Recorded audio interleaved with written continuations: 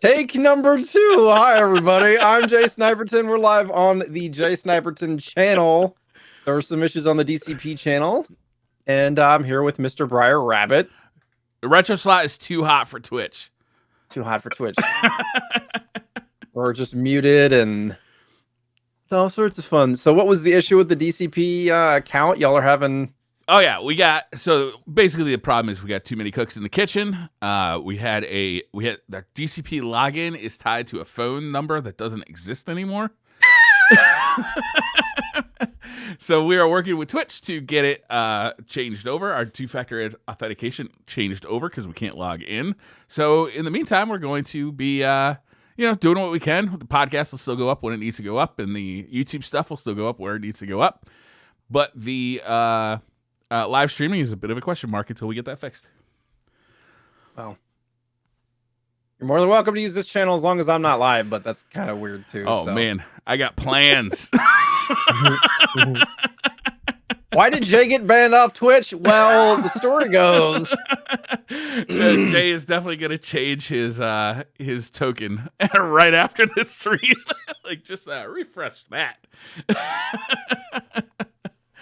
Jay, we got a lot to talk about this week. There's quite a bit of pretty interesting retro news. We're going to talk Altered Beast, the Sega Genesis classic, the original in the box game. I have it too. Shit.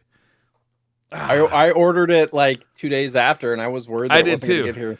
I did too. I got that, and I got the Sega Master System version. Because I like the box so much. It's got how the Master System games always have shitty art on them. Yeah, that one's actually really good. It's not bad. I like the boxes for the Master System because they're the exact inverse of the Genesis, where the Genesis has the black background with the gray or white lines, like the grid pattern, and the Master System has the white background with the black lines. I don't know. I just kind of like it. And the contrast, yeah. The Genesis version was the original game that came shipping or in the box with the Genesis when it was originally released in 1989. So it's got some history to it. So it'll be fun to talk about that. Have you ever played it before this? Yeah, I did as a kid a little bit, but I don't think I ever really got past the first or second level that I remember. Yeah, I got to that third level and was like, I don't think I've ever seen this before in my life. So it's interesting.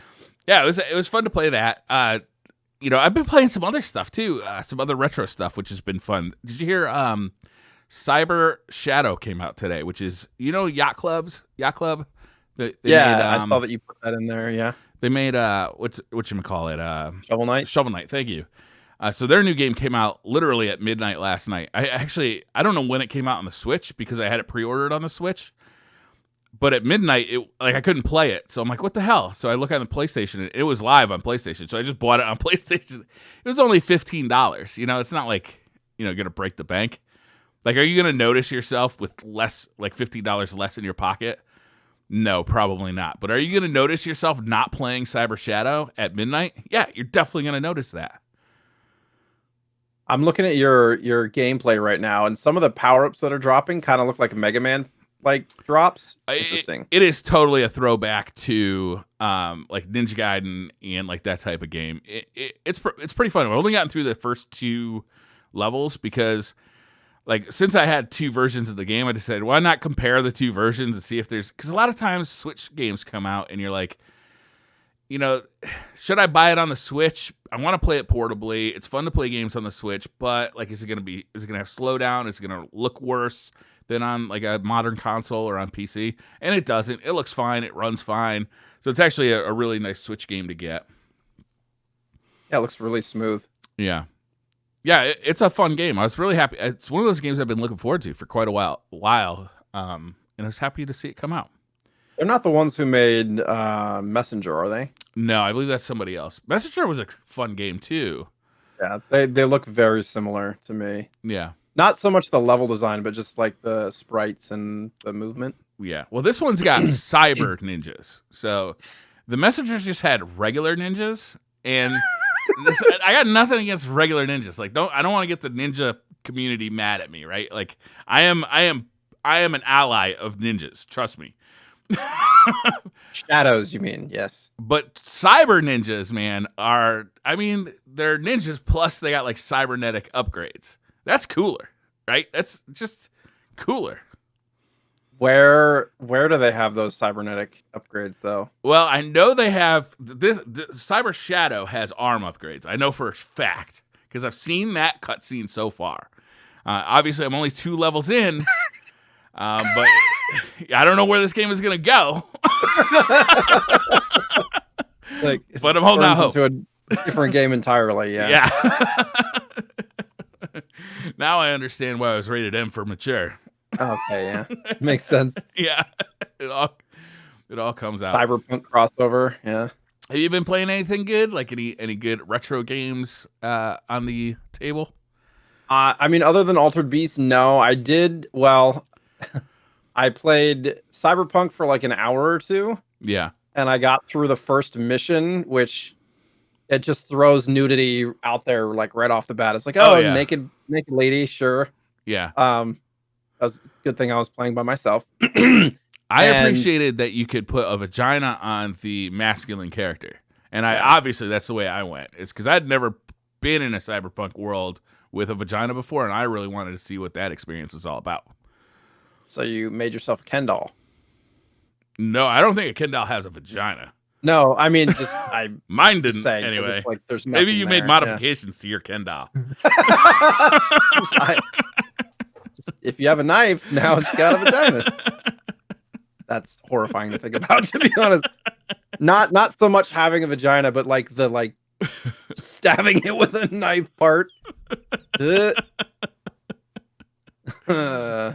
Anyways, I don't know where I was going with that. Did you? So you only played an hour. You weren't digging on the game.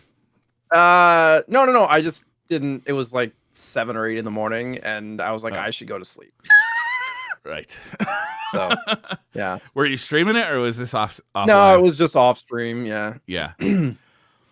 I like that game. It gets a ton of hate, deservedly so, for the state it released in, and how the developers, not the developers themselves, but the corporate management basically lied to not only investors but the customer base and the team. And I think it serves as a really good, once again, caution to not pre-order anything. But when it comes down to it, I did actually enjoy the game. I'm playing on a very high-end PC though, so I did have a pretty fun stream where I played it on a launch Xbox One. That was pretty fun. How did that go? It was ridiculous. That game looks like a PlayStation 1 game on an Xbox One. It really does. It's terrible. The load times for some of those textures and stuff is pretty brutal. Yeah, sometimes they just don't load, so you're just looking at you're like a Nintendo 64 could do better than this. Yeah, texture-wise. I mean, it's bad. But the game, I actually had a ton of fun with the game because I really like the stories that the game tells and the characters that you meet along the way. And I think in a year or two, that could be a really great game once they kind of finish it. It'll be interesting if they can get over the kind of the negative press and stuff that's been going on with it. Yeah. I don't know if they're going to get out of there without a management change, to be honest. Yeah. Which is too bad because the guy who runs that is still the founder, right? It's like, but you can't do that. You can't just lie.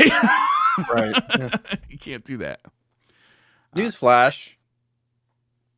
Yeah, especially when there's like legal stuff going on. But hey, anyhow, you want to get to the news? Yeah.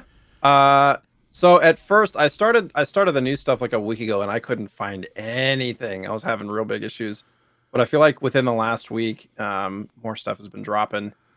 And the first thing that I found was an early build of Zelda 64, which I think it was just called Zelda 64 at the time when they were developing it. Yeah. Files were found inside the F-Zero development cartridge. Yeah, isn't that weird? Like, of all the places to find that kind of thing is inside. Was there any F-Zero files on that development cartridge, or was it just labeled on the outside that it was a F-Zero development cartridge? No, I'm pretty sure it was like an F-Zero proper development cartridge that had Zelda files on it. Weird. So it must have something to do with like whatever chip was being used for F-Zero or something like that. maybe it had some extra space on there, but there's like a link here and it goes to Nintendo Life. And people have been able to like take those information dumps and like actually create like viewable models of the levels and stuff of Yeah. some of those early levels. It's pretty dope. And there's pictures and whatnot too. There's like it's a playable map of Kakariko Village, which I think is that the first level in, or like the first place you visit in Breath? Probably one of the first. Yeah. I don't know for sure. And it's like, it's just like a grid of like houses. It almost looks like Monopoly houses, kind of like in place with one road that goes down like Main Street. It looks ultra, like ultra basic. Looks like Cyberpunk on Xbox One. Yeah, right. That's really cool. I also, speaking of Zelda, I also saw that somebody is making like a fan-made Zelda RPG in the style of Mario RPG for the SNES. Really? Yeah, which I thought was pretty neat. I didn't put it in the stories. Maybe I can find it real quick while you talk about either this or the next story. My question goes to the licensing of that. Oh yeah, like keep that secret, right? It's like, Nintendo's going to be all over your ass for that. Like that sounds like something like if all they would have to do is like change the look of stuff and change the names of everything. They could get away with it theoretically, right? Yeah. No, maybe. It looks like if you made Paper Mario but with Zelda instead. Wow. Yeah, I can't find it Paper now. Mario I think I saw it on Super Twitter. Mario RPG. And it would take me all day to like go through Twitter, but was it the SNES or the N64 one? Maybe it was the N64 one. Now that you mention it, hey, because you said Paper Mario, and I was like, yeah. Now that you mention it, I think it was the N64 one. But I mean, it had Link as like a paper cutout navigating the world in like the Mario RPG style or Paper Mario style. It was cool looking. I think he put a demo up somewhere, and I can't find it now. But he's definitely scared that big Nintendo is going to crush his dreams, which they absolutely will if they find out about it, right? Yeah.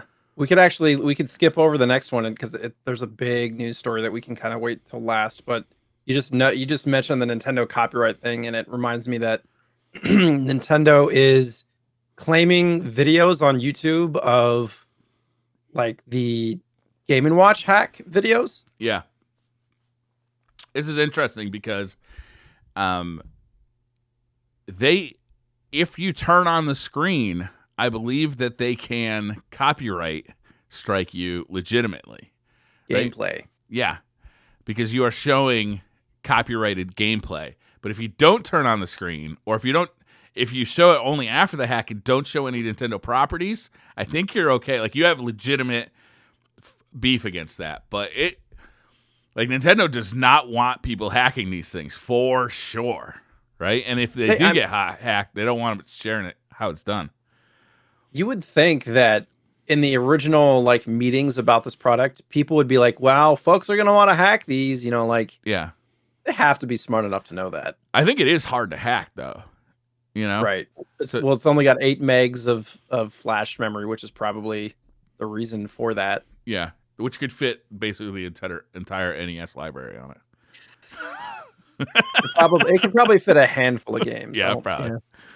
Yeah. Maybe 20 or 30 NES games, I think. Right? I mean, my guess is that they want to release more of these, right? Is they'd like to do next year is Zelda's anniversary, so they'd like to do, or this year is Zelda's anniversary, so they'd like to do probably a Legend of Zelda one, or maybe they'll do some Kirby ones. Like they could go wild with these, do Metroid ones. Like it was pretty popular. Like this is the problem with, I think, with ROMs and with downloading like games like this. Is like, yeah, a lot of the companies aren't doing anything with their properties, but Nintendo definitely is doing stuff with their properties, right? Like if you want to play NES games legitimately, Nintendo expects you to buy the Switch Online service and pay for those properties to play those games. Like they're not giving stuff away for free. Like there's some companies that don't do a lot with that stuff, or they seemingly abandon it. But Nintendo's not one of those companies, and that is probably like the top tier of 8-bit and 16-bit properties are Nintendo-owned stuff. So it makes like the gray area of like a lot of people don't mind downloading those ROMs, but it makes it like kind of more shady, I think, than maybe what we've thought about in the past 5 years or so. Why? Because Nintendo's still putting stuff out. I think because they're still actively using that library and still selling stuff, selling services and things with that library. Yeah. I just bought the Sega Genesis collection on the Switch because it was on sale. It's only like, geez, I can't remember. It was like $8 or $10 or something like that for the, that collection they put out like a year or two ago. It's a cool collection. One? No, it's not free. It's got like 30 or something Genesis games in it. Oh, and it's got this front end where you kind of like are in your game room, like a 1990s game room. And like there's a shelf with all your games on it, and you can go over to the shelf and pick out the games and see the box art. You plug the games into the console, stuff like that. It's a neat little collection. It's got a ton of like your most kind of prized Genesis Sega owned titles. So I bought that. It was on sale, and it's a nice system.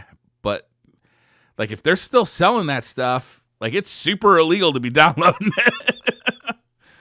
I'm surprised that stuff doesn't get caught like more attention in the eyes of the law. I imagine it's similar to Napster and whatnot, where the downloading isn't the biggest deal. It's the people that are creating it, uploading it, and housing all that stuff. Yeah. Or if you're doing torrents or whatever. Yeah. But the last I checked, I think the last time I looked for a ROM was like 2005.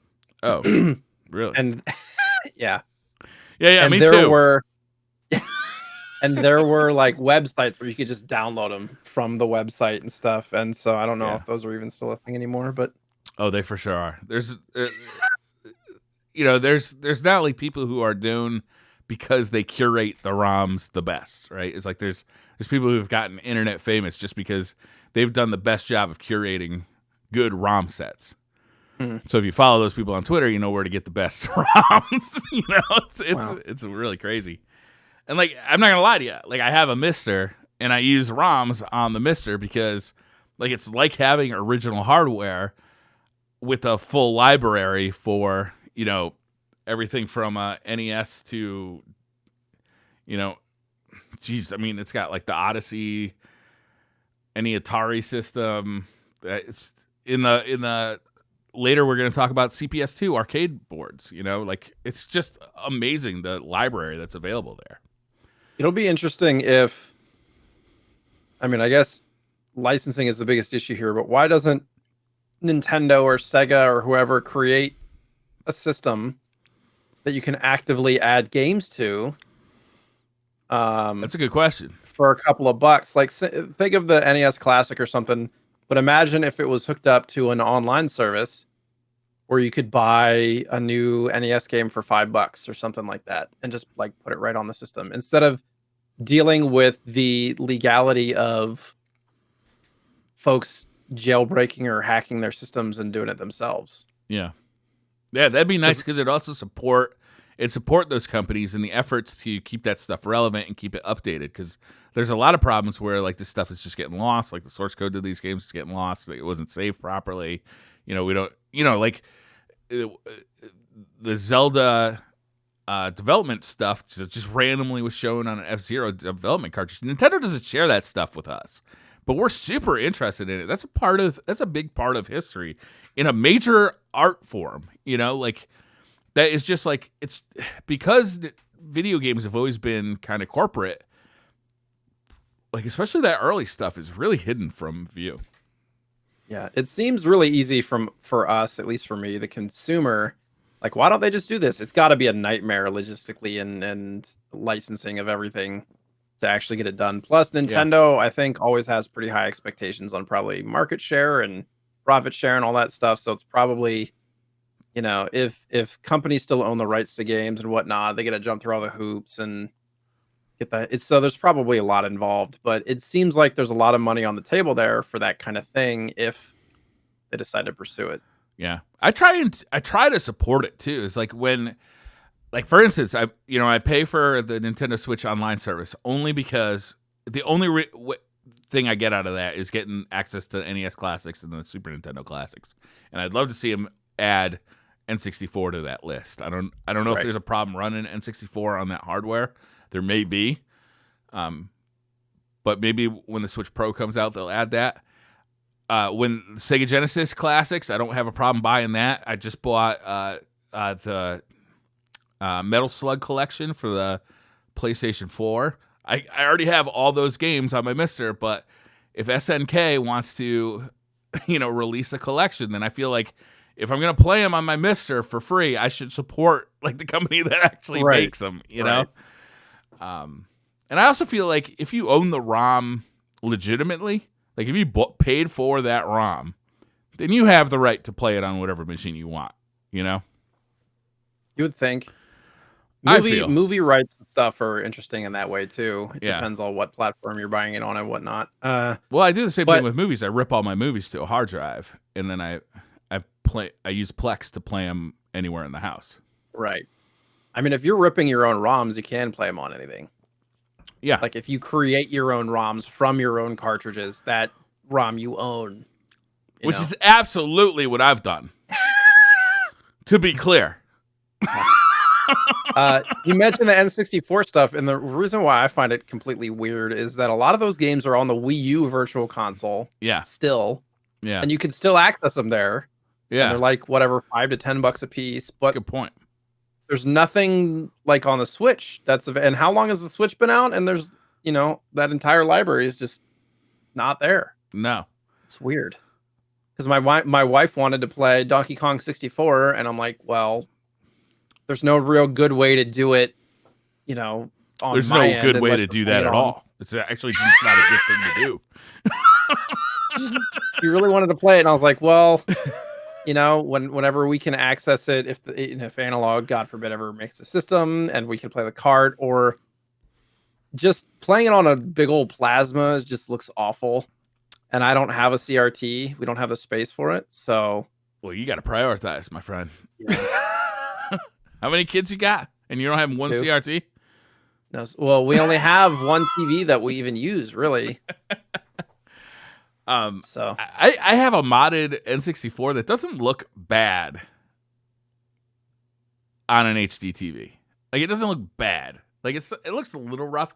It takes away a lot of that blurring. The mod, like if you hit, I think it's start, the right button, and up on the C, like it doesn't look awful because it takes away a lot of that blurring that happens on an N64. Mm-hmm. But to be honest, if I'm going to play N64 and I want it to look its best, I'm going to emulate and play it 1080p. Right. Or 4K. Like, it looks fantastic, Well, and there's still people doing like I don't know if aftermarket's the right word, but there's people that are taking those old ROMs and like cleaning them up too. Even for like GameCube games, there's like a Paper Mario adaptation from 1000 Yard Door, and it's 1080p and it looks freaking amazing. Yeah. I wish we had more of that because these games are great games. But it's really difficult to go back and play N64 stuff. That controller is terrible. It's awful. I mean, maybe that's the next 10 years. That's what ends up happening, right? Like they just do remaster after remaster after remaster.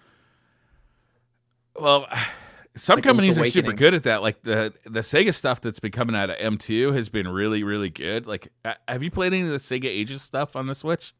Like, they re-released Virtual Eraser and a bunch of other games. Like, and they not only like update the graphics to be 1080p, but they add like new modes and like new stuff to do in the game, which is really fun. But Nintendo seems to be ultra lazy about this, where they, like that Mario collection that just came out, they didn't even make Mario 64 widescreen. Like, how hard would that have been? You have everything you have better access to this stuff than anybody on the planet, Nintendo, and you chose to do less than the average guy with an emulator. Well, I think they decided that they didn't need to, and they're probably right. You know what I mean? Like, the sales are good. It's one of those things. It's like how much money and That's fine. Development do we want to put into this versus how much profit are we going to get out of it? It's a business decision. That's fine. Some people paint the back of the fence even though nobody's going to see it, though. You know what I mean?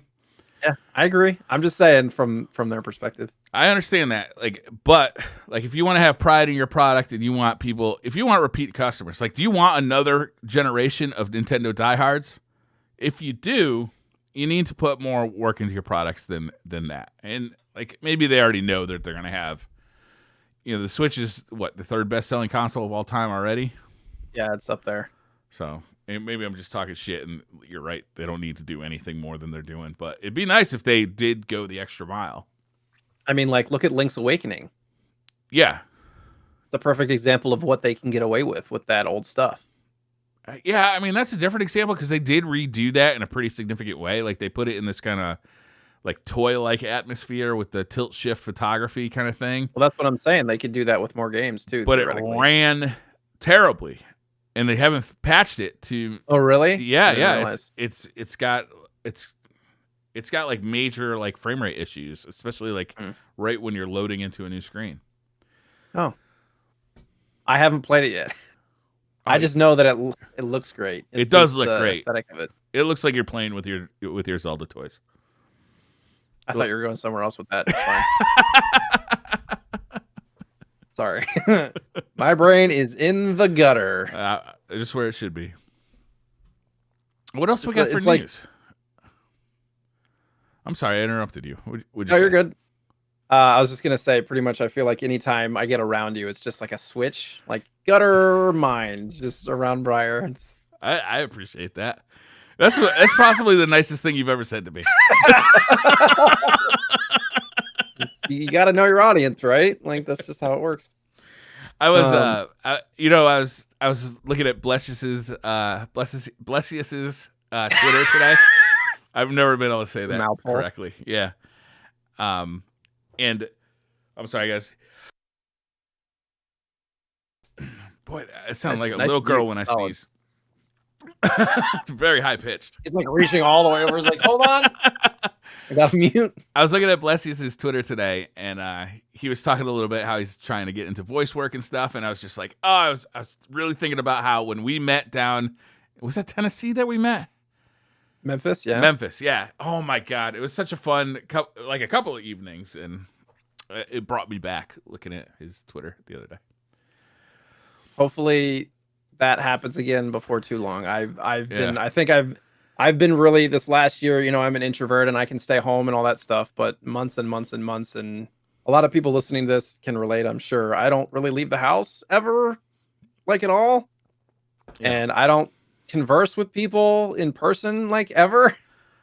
And I don't have a lot of friends in my local area and stuff. So events have turned into this way to kind of get away and really kind of enjoy other people and experiences and all that stuff. And I didn't realize how much I missed it until this last year. And it's really been hitting me recently. So hopefully before too long, I know it's probably not going to happen in 2021, knock on wood, but yeah. Be nice to be able to get back to it for sure. That year we had met at the St. Jude's thing in Tennessee. Then I saw Blessius again at the Borderlands 3 thing in LA. And then I also saw him. Geez, did I see it? Maybe I'm lying. Maybe I'm crazy. I think I might have seen him in Seattle that same year, in 2019, dotting the globe or dotting the United States and just seeing Blessius all over the place. It was kind of funny. That's fun. That was it. What was it in Seattle? I don't remember. PAX? PAX, thank you. I think I saw you for a minute at PAX, and it was at that. Were you at PAX? I didn't even know you were at PAX. Yeah.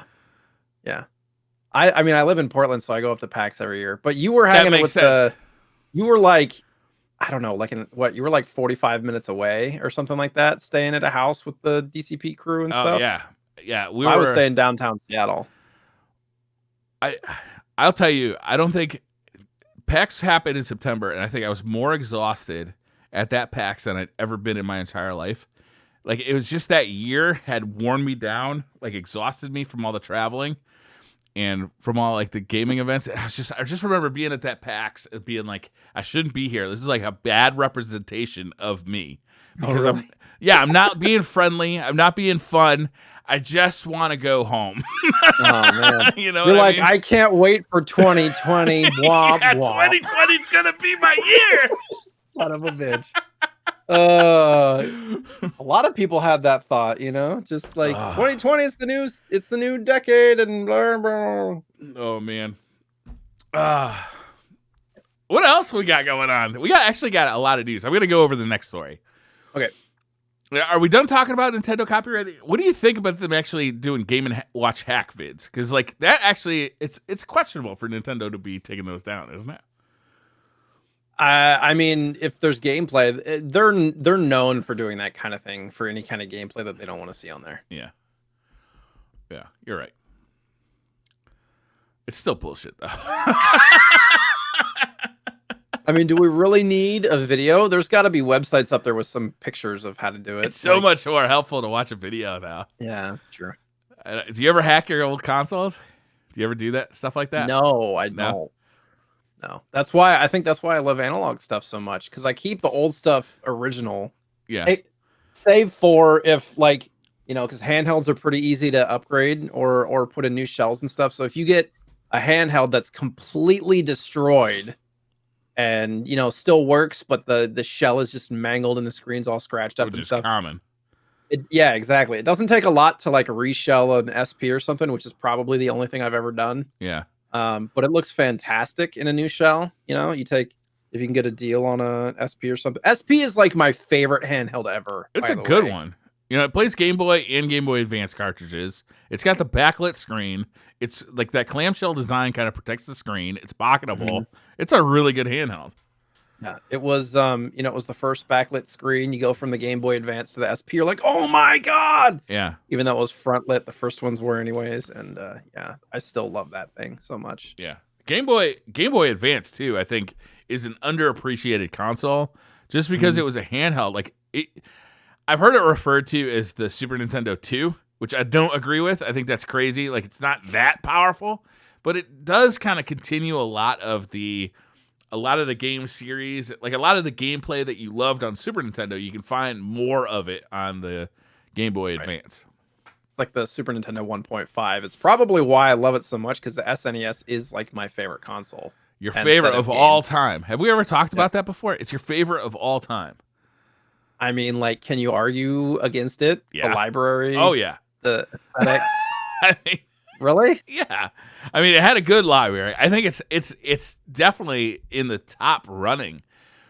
I think you can make a good argument for the PlayStation 4 as best console of all time, to be honest with you. Like, if you look at like the number of awesome games that came out, like the variety of games, like the unbelievable graphics, like I don't think it's out of the question.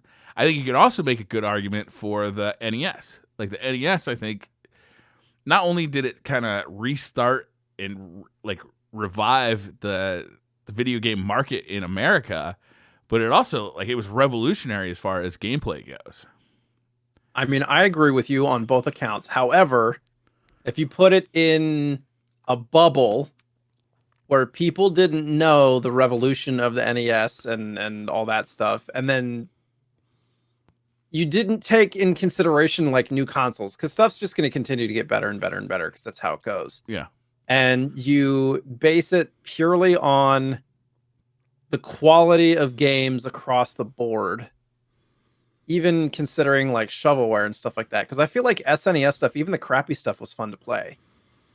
But you go to like PlayStation 4, and the crappy stuff is probably not that fun to play.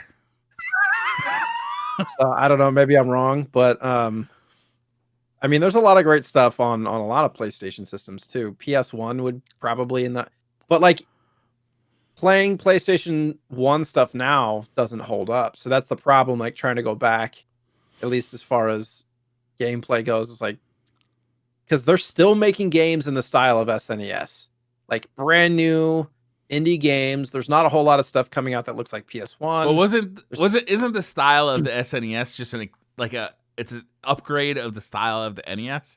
Yeah, it is. It's double the amount of bits, Briar. I am aware. Double. You make a good point. Then I mean, I don't know how you're arguing against the better Sega Saturn, NES. which had 32 bits. I don't think anybody's going to make an argument for. Well, the library Sega for the Saturn just yeah. doesn't. I mean, there are some good games on the Saturn. I know a lot of There people are. are really passionate about the Saturn, but I'm just saying, like across the board, Yeah. just the sheer number of fun, awesome experiences and titles on the SNES. Maybe I have, you know, because the SNES was like my first system. Yeah. That was mine. That was my gift. That wasn't my brother's. So I have a little bit of nostalgia for that too, for sure. But just I don't know. I feel like there's so many good games, and Game Boy Advance would be in there too because a lot of them are in the same kind of style, 16-bit, Yeah. side-scrolling type games are fantastic. I think that the Genesis and the Super Nintendo actually go blow to blow in most areas. I think the Super Nintendo, it wins like with RPGs. It wins with like the more deep games. I think it has usually like a deeper library. Like anytime you get into like tactics or RPGs or stuff like that, like there's no ActRaiser on the Genesis. You know what I'm saying? But when on the Genesis, you talk about action, you talk about fighting games, you talk about, there's like a bunch of areas where the Genesis, I think, is actually got a stronger library than the Super Nintendo. Like, I think it's one of the only times we've had like a war. Well, now the Xbox and the PlayStation match up pretty well, but I think it's one of the only times where we had a real war against two heavyweights, you know, like they just lined up so well and they did awesome things. And I can't pick a winner between the Super Nintendo and the Genesis, to be honest with you. I love both consoles so deeply. Can you tell me why the nostalgia for Nintendo is so much higher? I think it was more popular. So there's just more people who have nostalgia for Nintendo. I think also that the Nintendo-made games are of a higher quality in general than Sega-made games. Like, I think that, you know, Shigeru is an absolute genius, and I think there's anybody who doubts that is probably a psychopath, and you should really watch out for him.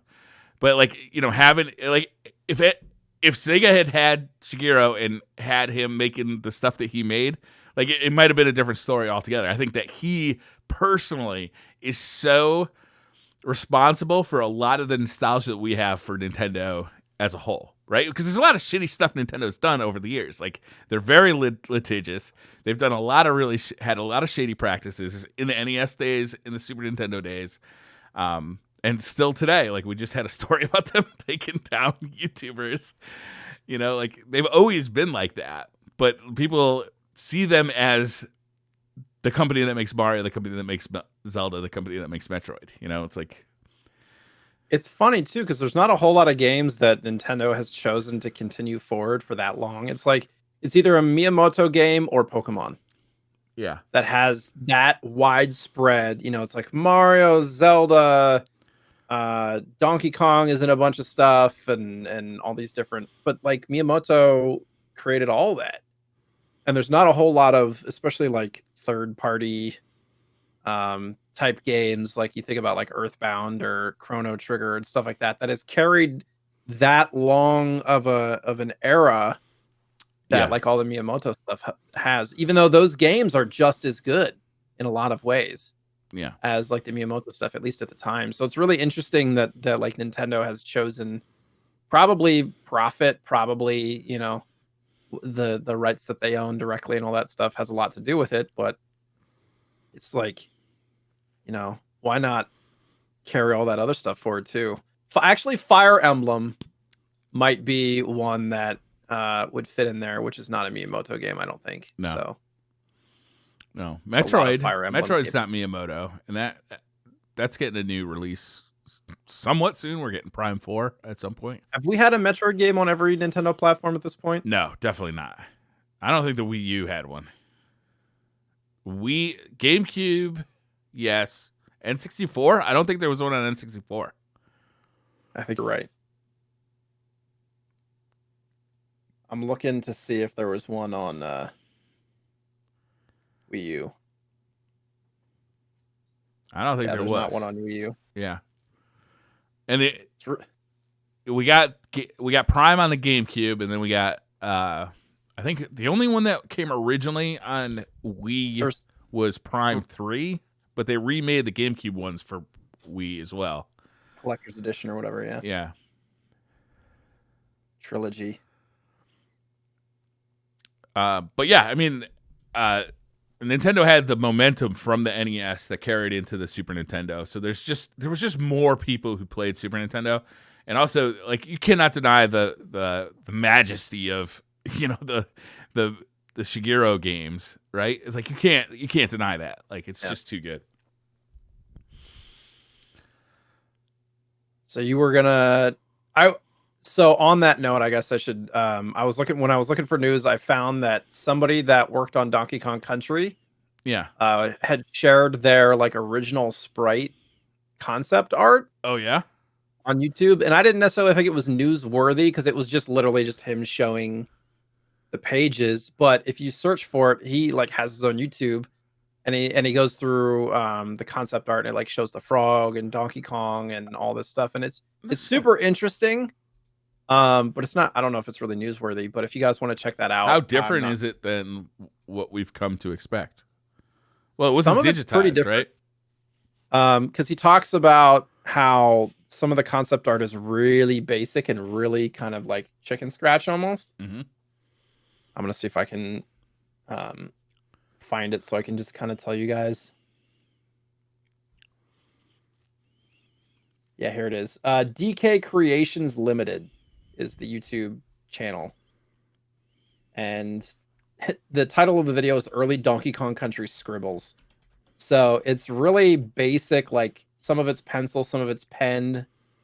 I mean, it looks really cool from somebody like me who's not an artist. I'm like, what do you mean it's basic? Like it's pretty fun looking, like cartoony sprites and stuff, and it shows like the rhino and Donkey Kong, and he talks about how they scaled down the 16-bit sprites and 32-bit sprites and stuff. But yeah, I'm gonna watch that video after the show. That's interesting. Cool. I love stuff like that. Yeah, cool to see the history. Yeah, I've lost my episode notes. Here they are. You know what happens during the show is I have 2 tabs open at the beginning of the show. It's the Twitch, so I can monitor chat, and then our document, which is like the stories and like notes about the game. And by the end of the show, I have like a whole load of tabs going across the top of the browser. Yeah. And they're all like the size of your pinky thumbnail, so you can't even tell which is which. So this is an interesting one, and this is a little bit nerdy. So if you're not familiar with the Mister is an FPGA console that is currently available that you can. There's a ton of developers out there who are developing, retro video game cores for. And what these cores do is they reprogram the FPGA, a field programmable gate array, to basically hardware emulate old consoles and old arcade machines, which means that there's no lag. As far as the software is concerned, it's running on original hardware.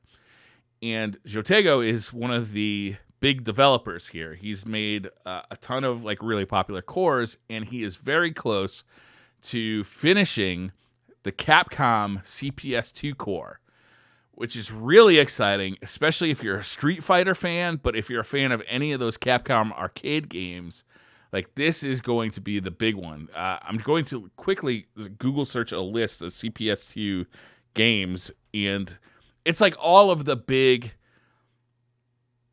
Capcom games that you remember being in the arcade or being on consoles of like the late 16-bit or early 32-bit generation. X-Men vs. Street Fighter, Alien vs. Predator, Street Fighter Alpha series, Street Fighter 3, Giga Wing, Marvel vs. Capcom. There's just a ton of CPS2 games that people are familiar with. Seeing if I can find like a complete list. The Night Stalkers games, Darkstalkers, sorry. Super Puzzle Fighter. Like it's like a huge list of super popular games, super beautiful games too. So this is like right on the horizon too, and this is gonna be free for anybody who owns a Mister, which is also super fun. Mister is so fun to be a part of that community because it's like something new is dropping like every week, like, and it's really fun. I feel like I'm dragging my feet and getting into that stuff because I Yeah. feel like it's such a kind of just a large thing to get into, and then I'm still on the fence about how I feel about emulation and all that stuff. Mm-hmm. So you've opened my eyes to a lot of it, and I understand the accessibility of it, but it's still difficult hurdle for me to get over. The Mister, like as far as tech wise, it's a little bit daunting like at first, but honestly, like the web tutorials are pretty easy to follow, and once you get it running, there's a script. There's like it's basically like a 3-button presses to update it, and the updater, it's just called Update All. It's like a script that you run, but you just press 3 buttons to get there, and it just goes out and it finds all of the ROMs that you need, all of the files to run the ROMs that you need. It even gets like background wallpapers to make it look pretty. Like it just gets everything that you need, and it just keeps it all up to date. It even organizes all your folders for you. Like, so once you've got it running, it's super easy to run. There's a little bit of setup that you need to do, which is probably going to take you, I don't know. I would say a novice, it's going to take an hour. Somebody who knows what's going on with a computer can probably do it in half an hour to 45 minutes. So that's just completely pretty much an open source community then. Yeah, it's completely open source. Yeah. I mean, there's a couple of developers. Jotego is one of them, the guy who's making the CPS core, who he has a Patreon, and if you want to get access to his development stuff, like his beta stuff, then he'll release that to his patrons. But once he finishes it, he gives it away to everybody for free. Mm-hmm. Cool. So like, you know, on that is like everything for the Neo Geo, everything for the Super Nintendo, Nintendo, Genesis, Sega Master System, a ton of like those really obscure, or to me, they're obscure. Probably anybody who lives in Europe, they're pretty common, but like BBC Micro, Amiga, like stuff like that. A lot of Japanese stuff, PC 98. Like there's just a ton of stuff that like way more stuff than you can ever explore is all available on there. The PlayStation is in the works, so the PlayStation 1, they're working on pretty hard, and it looks like they're going to be able to get that to work on the Mister, which is pretty neat. But it's still going to look like PS1. Yes. Yeah, it's not an emulator like you'd run on your PC that can up-res everything on the PlayStation to 1080p and have and run at 60 frames. It's gonna be like it's a PlayStation 1, right? But there's a ton of games. There's a ton of games on the PlayStation 1. Sorry. Yeah. that are 2D. Like there's a bunch of good Mega Man games. There's some good Street Fighters. Grandia, we're going to talk about later, is on there. It's 2D. Like the early 3D stuff is kind of hard to go back to, but there's a ton of really good 2D stuff. You know, Castlevania, Symphony of the Night. Yeah, I think I just need to shut up and get a CRT so I don't have to deal with like trying to play that stuff on modern platforms. It's just those are getting to be a little bit more rare, and just the space. I'm like looking at my office. I'm like, I don't know where the hell I'd put it. I have a 27-inch CRT. It's like it's right here. Like it's right there. It's not hooked up right now because ever since I got an OLED as like a main monitor, I've just been playing my classic games on the OLED, and I feel like I'm getting just as good as experience as I could hope for. So I'm actually going to take my CRT and move it down to the basement and set up like a retro gaming station in the basement, which I probably won't use that often because, you know, I'm in the office all the time. But an OLED TV, you know, it's got those deep blacks that you want out of a CRT. The only thing it doesn't have is the way the pixels kind of glow and merge together. Right. You know, and it doesn't have obviously scan lines.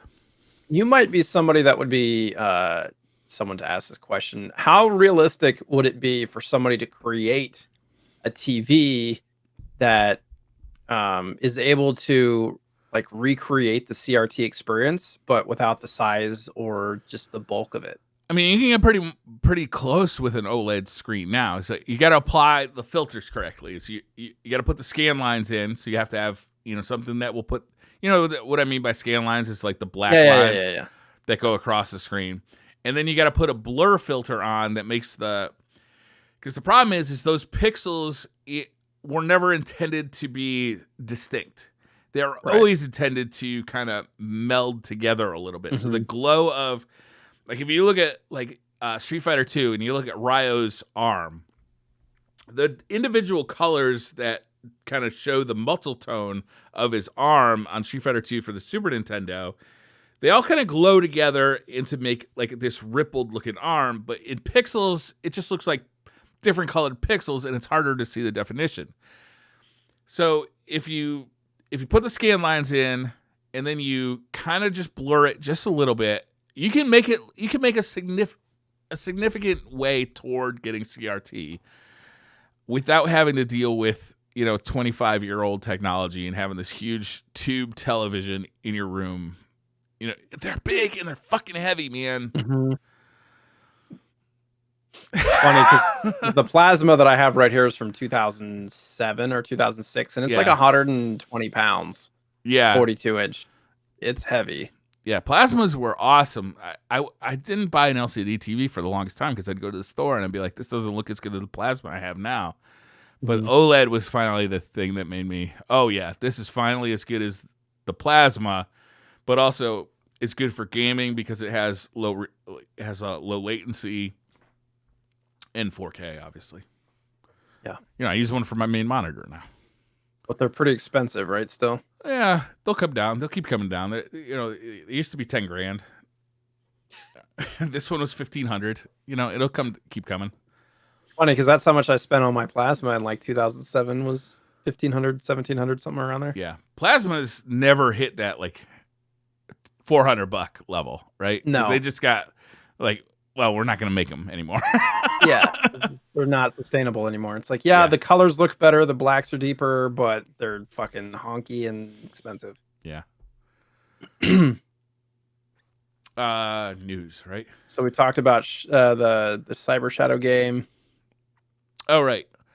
Oh, okay. So this one is interesting. Grandia apparently is never. So there's two versions of Grandia. The RPG that came out. The original version was for the Sega Saturn, and then they remade it for the PlayStation. Didn't remake it. They ported it to the PlayStation. And the PlayStation version got an English version of it, and that's playable for us. However, the original Saturn version never got an English translation, and it's never even gotten a fan-made English translation. I don't know why. Maybe because there's already a PlayStation version. People you can play it on PlayStation. It's not a big deal. But the Saturn version has always been better, right? It's a 2D game. The Saturn was better at 2D stuff, and if you look at them side by side, actually, My Life in Gaming just did a live stream a couple of weeks ago where they had a side-by-side comparison of the Saturn version with the PlayStation version. It's amazing the difference. The Saturn version is really night and day different. So this is the first time we've ever gotten an English translation for the Saturn version of Grandia, which is a fantastic game, and it'd be really fun to play it. So is that going to be a ROM? Yeah. Or a disc image. I'm sure you can burn it to a disc. But it's going to be. I always wonder with stuff like that, like how janky the translation's going to be. Well, theoretically, they could just go buy the official PlayStation emulate, the official PlayStation translation, right? Oh, so it's the exact same game. It's just like the Saturn version had better sprites and probably better audio and all that stuff. Yeah. Okay. Yeah. Makes sense. Yeah, so I thought that was pretty interesting because I loved the heck out of Grandia 2, but I never played Grandia 1, so this might be just the time to go ahead and do that. I mean, I've never played any of the Grandia games. I've had them in my hands before, and I've tested them and stuff, but I've never, with games like that, you can't just sit down and play for 20 minutes. You're sitting down and you're playing it for hours. Are you an RPG fan? Are you like a? I am. And it's funny. The story of my RPG kind of growth is when I was a kid, we had an NES. My brother loved RPGs. He played Final Fantasy 1 and Dragon Warrior. Those were the games that we owned. I hated both as a kid. I was very young. They were the original very Final boring Fantasy and confusing for a young kid. Yeah. Yeah, the original Final Fantasy is not the most user-friendly game. Like, you have to pay very close attention to everything the villagers say. You gotta, like, make sure you're going to the right place. I've played it since and just got lost and just put it down, and I just didn't know where to go, and I just was like, "Screw it, I can't," because I was, like, walking around for, like, an hour or 2 and just was like, "Ugh, I can't." Um, but the RPG that changed everything for me was Super Mario RPG. Okay. Because it's a much easier to play, user-friendly game that's pretty straightforward, and it's very story driven and all that. And that changed everything for me. And from there on out, like Golden Sun, I loved to death. And there's a game for the 360 called Lost Odyssey, which I freaking loved. The gameplay That was is an early game for the 360, wasn't it? That was yeah, like when they were still trying to like, hey, we're coming to Japan. if you've never played that game, you can get it for dirt cheap. It's like $10 or less, and it is one of the best. I mean, I don't have a lot of experience with RPGs, but it was enough to keep me hooked, and I'm really like butterfly, like sidetracked kind of gamer. So if it's able to keep me hooked, then I feel like others are going to enjoy it too. But the frustrating thing about Lost Odyssey is every time you go into a battle, it's like a 30-second intro to every single battle. It's awful. Yeah. But the story's great, and the grinding isn't too terrible and all that stuff. But so I never owned a PlayStation back in the day, so I never got to experience all those. I know there's a lot of really good RPGs, but the problem with PlayStation is a lot of them don't hold up. Like, I've tried to go back and play Final Fantasy VII. Yeah. I've tried to go back and play Final Fantasy VII. I tried playing it on my PSP like in the early 2000s, and I was just like, I just can't do it. Yeah. I was like, what? Here's a secret about that game. It wasn't that good when it came out. But it's just one of those games that everybody says you got to play. So I tried, and I'm like, what kind of weird Destiny Titan shoulder looking dude is that? I couldn't get over it. Like, yeah. I don't know. Yeah. Cloud is an enormous prick. Like, he is just an asshole. Like, he's not a good character. Yeah. I kind of have a similar story as you. Like, NES RPGs I was not into at all. The closest I could get to them was, like, Zelda, right? It's like an action adventure game like that. But once the Genesis came out and I played Final Fantasy 2, not Final Fantasy 2, sorry, Phantasy Star 2, I got into it in a big way. And then I played a bunch of RPGs kind of like in the 16-bit era. But as I became older, I found that I had less time to put into video gaming, and RPGs were really hard. Like putting in 60 hours into a game. I'm trying to play Yakuza right now, Like a Dragon, which is an amazing game. It's outstanding. I think it's my favorite game of 2020. But like, it's just so hard to put in 80 hours into a video game. It's like, that's a significant investment. And here I am sitting with like 6,000 hours in Destiny. Yeah, that's different though, because you stream it. Like, Destiny's a different thing. Yeah. But yeah, like I wish I could put in 80 hours straight through to Yakuza Like a Dragon, but it seems like it might take me all of 2021 to beat Yakuza Like a Dragon at the rate I'm going. It's just so much. Bit of time. Yeah. So RPGs, and somebody from chat just reminded me that Lost Odyssey was actually created by the person who made the original Final Fantasy. Yeah. So it's I remember that one when I saw it, and it's just one of those games. If you haven't played Lost Odyssey, they did definitely give it a shot. Right at the for the launch of Xbox 360, they were trying to get more Japanese developers on board. So they got that guy for Lost Odyssey, and then they got one of the original developers for Dragon Quest to do. Was it Blue Dragon? Was that the name of the game? Yeah, Blue Dragon. I played that a little bit. It was fun. Yeah. Also, another 360 RPG that I played was Eternal Sonata. And the reason I played that is because it's co-op. So I played it with my wife. Interesting. And if you love old music, if you love classical music, it's got like a lot of classical music in it. It's very musically driven, and like I swear now that I'm like going through this in my mind, I feel like I played more RPGs on the 360 than any other platform, like ever. And there's not even that many, but Eternal Sonata, Lost Odyssey, those are great games, especially for somebody who's not super into deep RPGs like me. Yeah. Because there's just enough to keep it going, and I'm a big music person, so. Did you play any of the Final Fantasy remake last year? I played 7 for a handful of hours. I streamed it. Like the problem for me is I prefer turn-based, which Lost Odyssey and Eternal Sonata are both turn-based. So going to, I tried playing Final Fantasy 15 and stuff too, and I'm not huge into the action RPG. I've tried playing the Tales games, Tales of Vesperia, and while I love the art and the music and the story, I don't know what it is about the action RPG stuff that I'm not. You get put in this little arena and you have to like, I don't know. It's hard for me. Maybe eventually I'll get into it, but hack and slash RPGs are weird to me. It is. It's a weird blending of genres. Is it even an RPG anymore? Like, what defines an RPG, really? Is it just like you have stats? Because then, like, every game is an RPG now. Yeah. Like, what? Like, I don't know. It's a weird thing. It's different. Yeah. Are you ready to talk about the game that launched the Sega Genesis? One more, the biggest news story that we haven't covered yet. Oh, fuck. I forgot about this. We kind of deleted. Yeah. Yeah. So, for those that have been waiting for the Polymega, there's some news that dropped like within the last day or two. If you saw it, I think it was on either Instagram or Snapchat. They released a story about how it seems like Walmart is just completely dropping the Polymega and not releasing, or even distributing the pre-orders anymore. Polymega, basically, their story is that Walmart is just ghosting them entirely. Like, Walmart wants nothing to do with Polymega at all.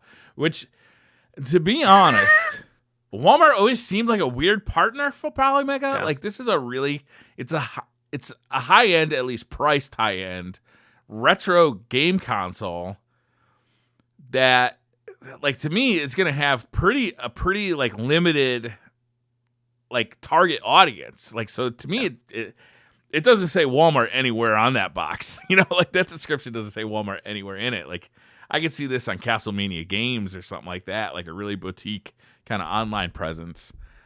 So this isn't surprising to me at all, to be honest. Yeah. I mean, even GameStop would probably be a better choice, and there's all that news with GameStop going on. But, or like your local retro stores, distributing to the smaller kind of retro community and whatnot. But I think that they were really trying to hit a home run here with Walmart, with distribution and all that stuff. It makes a lot of sense from a business perspective, but this just has to be a nightmare for them to try to deal with this, because people have pre-ordered through Walmart already, and Polymega's like, we need you to cancel it and reorder it through our website. We have a discount code, $50 off and all this stuff. And the news story literally dropped a couple of hours ago on their website. So if you're a Polymega pre-order person and you're listening to this, I would definitely go to that website and read that news. Yeah.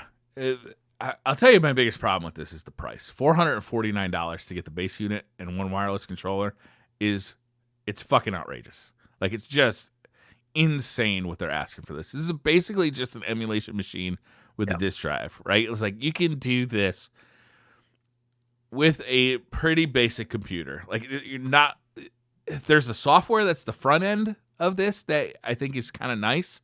The way, you can put a PlayStation disc in, for instance, it copies the PlayStation to a hard drive, and then you play it from that, that copy that you made on the hard drive of the Polymega.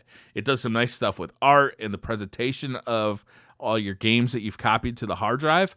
But $449 is like, that's a steep price. Like, I'm rooting for these guys, but man, if it was hardware emulation, I'd be all over it. Yeah.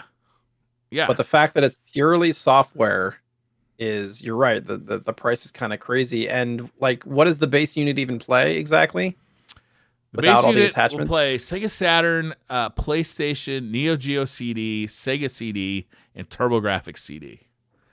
So it doesn't even play any of the Nintendo carts or anything like that? No, you gotta buy add-ons, cartridge specific, basically system specific, like plug-in add-ons for the thing, for the NES, the Super Nintendo, the Genesis, 32X, and they say more, which I don't know how many they have. That's all they have right now. The deluxe bundle, it says, and I don't know if the $50 code works on it. It's $649, so maybe the deluxe bundle is $600 for everything. That's which craziness. Yeah. Like I mean, just like it's cool that this is a console, right? You can put it under your TV in your living room. But just practically speaking, what is this doing that like everybody's got a computer that can emulate these games, right? If you're listening to this podcast, you have a computer that can emulate all of these games, right? You have a phone that can emulate all of these games. Yeah, right? So like what is this thing offering for all this money? It's cool that you can actually put in your own disc, but it's not playing the game off of that disc. It's ripping a copy of that disc, creating an ISO, and then you're playing it off a hard drive. So it's just a hard fucking sell at that price, man. I wish these guys the best. I think it's actually like a fairly good idea. It's just the price of it is just like, it stops your heart when you see it. You know, you're like, yeah, oh, that's cool. How much is it? Oh, fuck. It's like a souped up Hyperkin Retron 5. You know what I mean? Like, who's the target? My question is, who's the target market for this? Yeah. Because if it's the high-end FPGA people like me, I want nothing to do with this. The idea of it, how you can like put the ROMs on the system, like it's a cool idea. Yeah. But functionally speaking, I don't want it.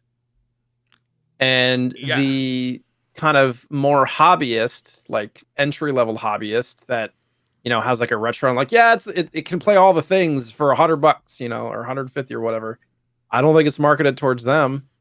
So I'm trying to figure out specifically, and you are on a different plane too, where you are more heavy into emulation than I am, and you don't want it. Especially when it comes to the 3D consoles.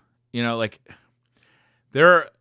I have a PlayStation like here, and it's hooked up with the RGB and HDMI, and I have a few games for it that I like to play. It's a little bit painful to play them off a disc because, like, at this point, like modern sensibilities, like that disc loading time just feels like it's forever now. But like I do have some love for like original PlayStation games, for original Saturn games. But I have a Saturn and I have a PlayStation, right? I emulate, or I have a Mister that does TurboGrafx CD and Sega CD. So like this thing, you know, it doesn't have original controllers. It has their own controller. It's emulation, but it's not good emulation. Like you can't upscale a PlayStation game to 1080p. You know, it's like, I don't know, man. It's like it looks like you can use original accessories though, right? It depends, I think. Well, no, yeah, you're right. You can use original accessories, but it doesn't come with them. I'm sitting here looking at the pictures. I was like, why would they have the original plugs if you couldn't? Yeah, you're right. You're right. It does. I'm trying to figure out, it's from a licensing, from a legal standpoint, being able to load your own ROMs and cartridges makes a lot of sense because it kind of gets past that legal question of ROMs. You know, it's like, well, if you're burning your own ROMs, it's 100% legal. Like that's just how it is. Yeah. If you're putting your own discs in, if you're putting your own cartridges in, and you're burning the ROMs and playing them off a system, it is 100% legal. That is a fact. Yeah. And you get into gray areas with things like the Ouya was, or like your phone. Or if you're downloading ROMs, even if you own the cart, if you download the ROMs from the internet, it is a gray area. You're probably not going to get in trouble for it. Absolutely illegal. Right. Even if you own the cartridge, you know, people are like, well, I own it and I download it. It's like, well, but somebody else created that image. You know, you didn't create that image from the part that you own. Yeah. So it's, from a legal standpoint, it makes a lot of sense. From a playability, from a retro, from a collector, from a player, it makes zero sense, this system. Okay. You know who it makes perfect sense for? is like somebody who streams these games. Like you have this big PlayStation library, a big Sega Saturn library. You stream those games specifically. Maybe you play a lot of fighting games from that era. It makes perfect sense for that guy because it's got modern outputs. It's got an HDMI output. You can actually use the disc library that you've put all this time into collecting, and you're not putting wear and tear on your consoles, and you're not putting wear and tear on your actual disc collection.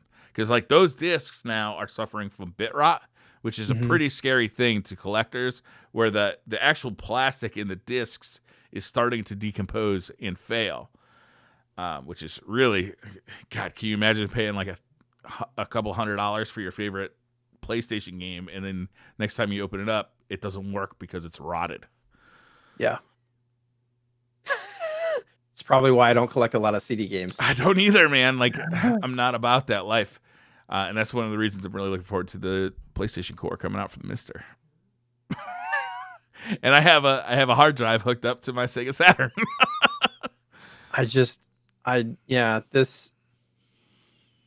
I'm trying to because the idea of it's cool, and I love that they're pushing stuff forward, and I love that there's the excitement for the retro stuff, for the classic games.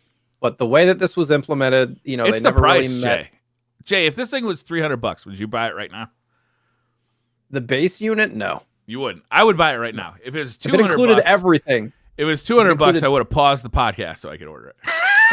If it included everything for $300, I would. I mean, to be honest with you, I have no interest in getting a software-based emulator for cartridge-based systems. Right. Analog's doing too good a job.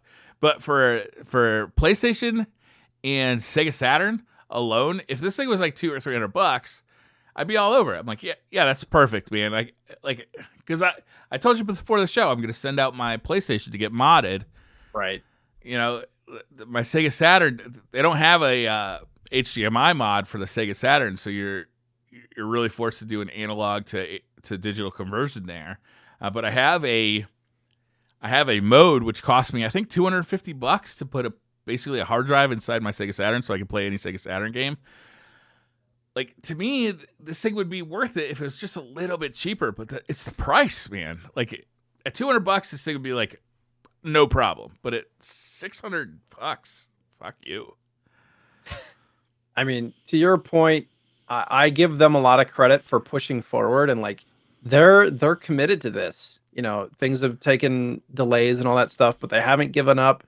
I want to give them props for that, and they continue to push forward, and they're trying to make it work however that they possibly can with all these issues that have been happening. Yeah. Because that's the only time we ever talk about them. It's one issue after another. Right. If it played GameCube games, if it played N64, I would probably consider it. But that was like on the original promise list when the idea first arrived and like arised when they were first talking about it. I'm like 90% sure that GameCube was on the list at least, and N64 was like, we're looking into it, but they completely scrapped it, and I don't think that there's any way that they can do it. Oh, and one of the problems with this thing is they are basically licensing out emulators, so they might not have been able to get access to the Dolphin emulator, which is the major player in GameCube emulation, and it's awesome because it makes like your GameCube games 4K with widescreen support. it's pretty dope to play. Yeah. Imagine if Nintendo came out with a system somehow. Yeah. That played all the cartridges and all the discs up through GameCube or something, and it was. I would prefer FPGA, but Nintendo would never do that. Yeah.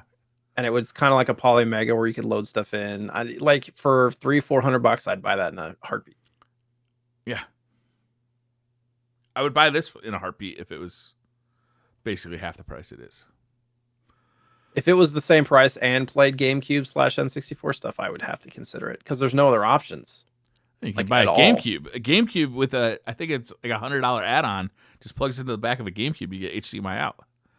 You can buy a GameCube off of eBay for $100. What about N64 though? You have to get it like hard modded or have like a $200 adapter, right? So no, the N64 has good video out through a S video cable. Like, it's pretty good. You know, Right. the N64 looks like shit no matter what you do to it. It's just like the N64 is. It was a bunch of weird choices they made at the time. They did a cartridge-based 3D console, so they can't put high-res textures on it. So they put this blur filter over everything. You know, it's 240p 3D. It's a tough sell, man. Like, Yeah. like the PlayStation, I think the 3D looks somewhat better because at least it doesn't have that blur filter all over it. But mostly the stuff that I want to play on a PlayStation is 2D at this point. And there's no 2D games for the N64. They just avoided it like the plague. There's like 3 of them. I had to buy a game. I wanted to test out the Brawler 64, which is a Nintendo 64 wireless controller last week. And I had to buy Killer Instinct Gold because it was the only game I could find that used the D-pad on a Nintendo 64. Honestly, like that's the only game I could find.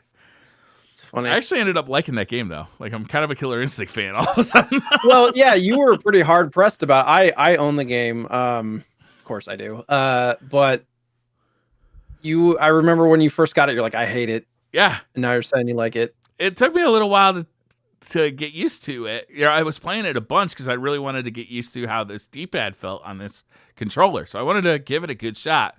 And as I played it, like I kind of got used to like the feel of it and kind of the over-the-topness of Killer Instinct. And I'm kind of liking this. It's actually pretty fun. So I downloaded the new version too for the Xbox. Oh yeah. And that's pretty fun too. Yeah. So now I'm kind of like, I'm a reformed Killer Instinct hater. Did you never play Killer Instinct as a kid? I did. It sucked. I was used to Street Fighter, and like this game was it was like it had all the same controls as Street Fighter, but it was kind of wonky and jank, you know, like. So Killer Instinct has always been a little bit faster than like a Street Fighter, and it's almost like if you mixed Street Fighter with Unreal Tournament or something. Where you know you have the killer combo and stuff like that. Like it's very much more arcadey. Yeah, it's more arcadey than Street Fighter in a way. Like it also does that rasterized like graphic thing that I don't think holds up super well anymore. You don't think so? No, I think it looked really impressive at the time because it looked like 3D graphics at the time. Right. Yeah. But now I don't think it holds up super well. Like even like Donkey Kong Country, I think it doesn't look as good now as it used to. Yeah, and actually in that concept art thing he talks about that a little bit, like how when you render it down into a 16-bit sprite it looked a lot better because of the way that the muscles and the arms and the knuckles and stuff kind of, like you said, were with the CRT kind of blended together better. Yeah. If you look at Donkey Kong Country now on like a 4K TV, it definitely has lost something as opposed to playing it on original hardware. You know, even just using a composite cable like that, those old yellow, red, white cables that used to plug into your TV, like those cables were so shitty. We didn't know at the time, but they were so shitty that you were losing a bunch of like fidelity in those graphics that all just made it just kind of smoothed everything out, you know, and arguably literally didn't know any better. We used to play Game Boy with a fucking worm light hanging off the top and a giant magnifying glass, and you're driving in the car and you're hoping for a street light as you're you know what I mean, driving down the street. Like that's how we used to play video games, Briar. I think they should bring back the worm light as a belt buckle attachment so you can pee at night without turning on the lights, right? Because you know, like you wake up to pee at night, right, and you got to turn on the bathroom light and it's like you feel like Dracula in the sunlight, you know? Like, it's the last thing on earth you want is to turn on the bathroom light when you have to pee at night. But if you could just flip a switch and you got a worm light, just illuminate exactly what you need to illuminate. Dude, this branding writes itself. Dude, you should get on it. You'll make dozens of dollars. Dozens of dollars. Wow. You're talking to a guy who took out a box of Dicks sponsorship for free. I never got paid for a box of Dicks sponsorship. I just thought it was funny to be sponsored by Box of Dicks. Wait, you were? Yeah. I still have. All right, let me see what? Box of Dicks. When was this? This was a couple of years ago in a time long ago. A bag of dicks. My bad. I messed up the brand. Yeah, he's not even getting the branding right for a sponsorship. Well, it's Unsponsored. a long done sponsorship, but can you see there's little candies? Yeah. Is it weird that I also have a bag of dicks in my desk drawer right Are here? they different? Yeah, they're gummy, sour gummies. Oh wow! I much prefer sour gummies over these like nerds tasting things. Yeah, every time my son opens up the drawer, he's like, "Can I eat those?" They're like 4 or 5 years old. I'm like, "No, sorry, bud." Well, you should be more tolerant. It was no, it was the first gift that was ever sent to me for on stream. Yeah. And so I kept it. And Wait, how old are those dicks? Like 5 years old. They're actually contextually, that's some young dick. Yeah. So they're very hard, they're very hard, but I had to put him in a Ziploc baggie because he like took the bag and like popped it. Because he, my son loves candy like I do, and he comes into the office, he opens it, he's like, "Oh, is that candy?" Yeah. So it's getting awkward.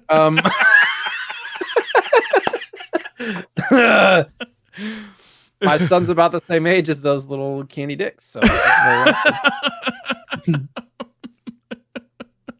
let's move on before we get canceled. Yeah. What were we talking about? Have we started talking about Polymega? That's right. Yeah. Oh yeah, man. How did we get to dicks? For them. Yeah, I don't know. Yeah, we're talking about sponsorships. If I ever see one of these things on eBay for like $200 or $300, I'm absolutely gonna pick one up. But the price point of $550 or $450 is just like, to me, there's just better options. I can do the same thing for cheaper, and perhaps I could get a better result. And that's unfortunate. It's like, it's too bad. Are you ready to talk about the single greatest launch game in the history of launch games? There it is. Power Rise from your grave. Last episode, I had teased that I was going to tweet you a rise from your grave, or no, welcome to your doom.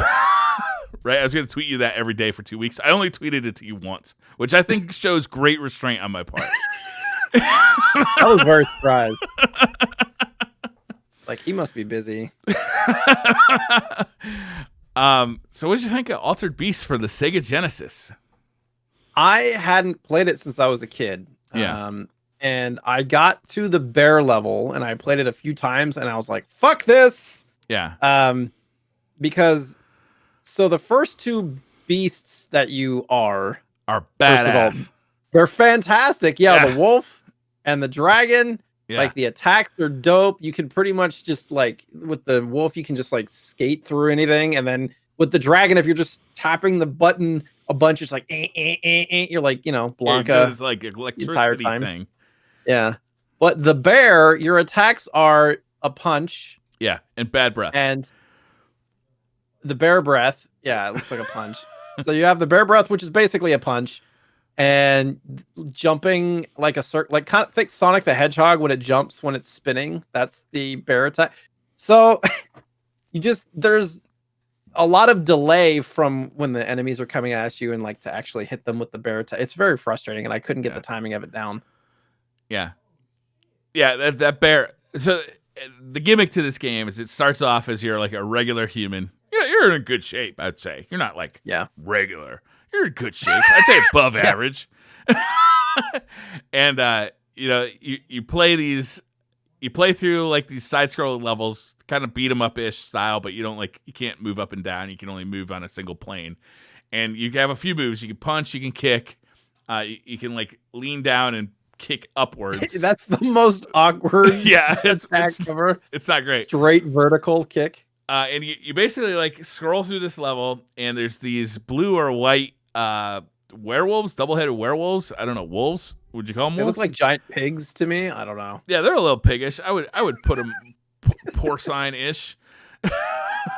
And if you kill the blue ones, they put out these orbs. And if you get one orb, you grow some muscles. It's like an instant hit of steroids. If you get two orbs, you become like pretty badass, pretty strong. And if you get 3 orbs, you get like a beast power, and you turn into, on the first level, a werewolf. On the second level, you turn into a dragon that shoots electricity out of its mouth or can fire electricity all around it. And on the third level, you turn into a bear with bad breath and a spinning attack that kind of does this arcing. What do you turn into on the fourth level? You turn into a tiger. And on the fifth level, it just repeats the first level transformation. You turn into a golden werewolf, but you have the same powers and everything. And it's I'm gonna go ahead and say this was more fun than I expected to have, but only briefly. Yeah, it gets old very quick. Yeah. By the way, the little, if you look at the instruction manual, it's a 2-headed like wolf. Yeah. But it actually looks like a wolf here in game. It looks like a wolf that's eaten too much and had relationship with a pig.